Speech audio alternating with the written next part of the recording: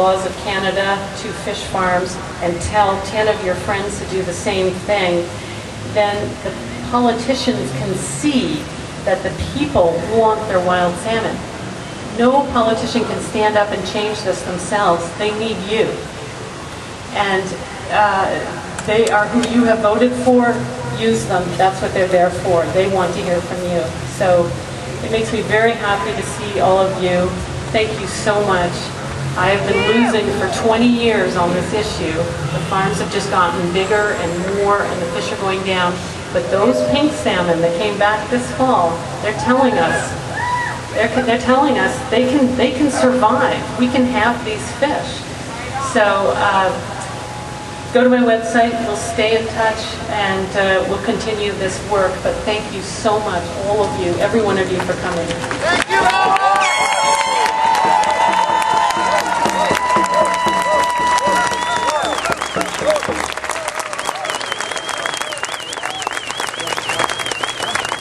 Thank you, Alexandra Morton. As Alex mentioned, it's critical that we stand up and be counted and that we talk to our politicians.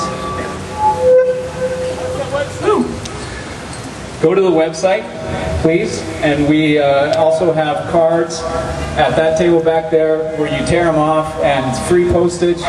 We've got the addresses to mail them to, and that's the kind of voice that has got to show up. Plus, we spent a lot of time making a really cool design on them, so we want them to get used. I'm going to introduce now our next speaker, Chief Bob Chamberlain, and Hereditary Chief Robert Joseph. Chief Bob Chamberlain, and I'm going to apologize in advance for my pronunciation here. Chief Bob Chamberlain of the Kwikwa-Tsuut'ina Kikwamis First Nation in the Broughton Archipelago. Chief Chamberlain serves as the chair of the First Nations Leadership Council's Aquaculture Working Group, and he has been a tireless leader in defending his traditional territory from the impacts of these salmon farms and sharing that message with British Columbia and the world. He's gone as far away as Norway to speak to the King of Norway, because Norway owns most of our salmon farms, if he doesn't know that. And Robert Joseph is a hereditary chief of the Musqueam Sa-Wa-Jinook in the Broughton Archipelago, and he also has been a voice of reason and spiritual wisdom who has worked with groups across Canada and around the world on important environmental and social issues. Chief Bob Chamberlain and Chief Robert Joseph.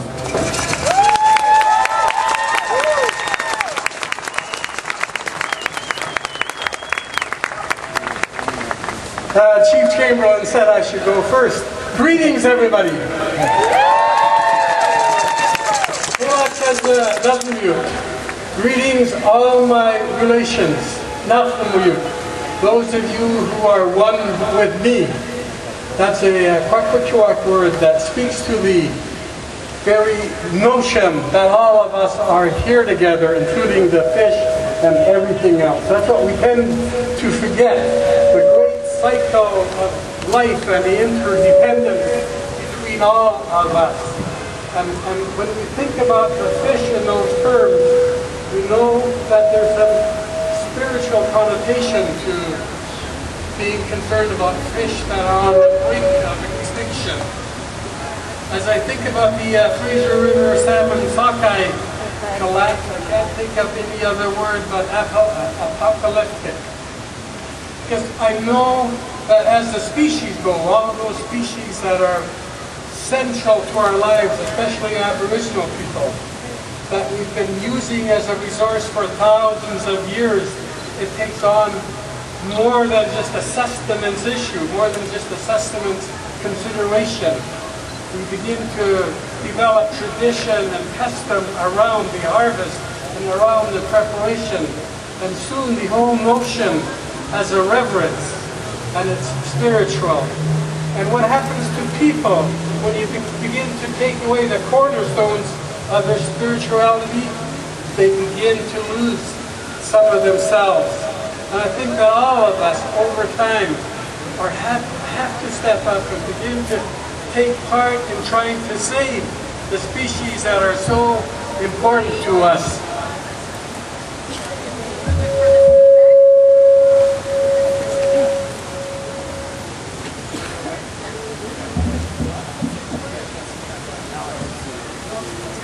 Gotta get it away from the speaker. You stand too far from it. Well, no, too close to the... Sorry about that. Got you. Yeah. I think it's important for us to, when we talk about the salmon anywhere on this coast, to think about it in its total context.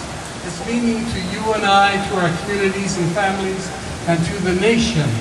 It is so, the salmon are so fundamental to the makeup of our coastal development and evolution that it would be a shame to begin to lose sight of that. And we have to stand up and ask BFO and government reps and others, how come their science is not working? Why are our fish stocks still declining? Why are they still urging and practicing bad fish farming practices that are continuing to destroy our salmon on the Broken Archipelago? Actually, all of us up here on the stage are from the Broken Archipelago. We have known and lived with the fish for thousands of years. If you carbon date us back 12,000 years, we have a relationship with that fish. And over time, of course, all of us begin to develop the kind of relationships that we have through use of the same resources. So I think it's incumbent upon everybody here to make a personal commitment to saving the salmon. Think about that for a moment. Think about how it is that you individually can make a personal commitment. Put it down on a piece of paper and say, this is what I'm going to do to try to save the wild salmon and to mitigate the bad effects of fish farms. And then extend that and say, what will I do with my community to have some kind of a plan that will confront this issue of the declining salmon stocks. And if you leave this rally and you talk to 10 people, 20 people, 5 communities, 20 communities, and tell this message resonates throughout all of British Columbia and Canada, we can save the wild salmon. And it would be so important. You're going to be doing me a favor, doing all of us a favor, and we're doing each other a favor. And thank you so very much for coming. Don't forget that personal commitment, and don't forget that collective commitment at home. Thank you.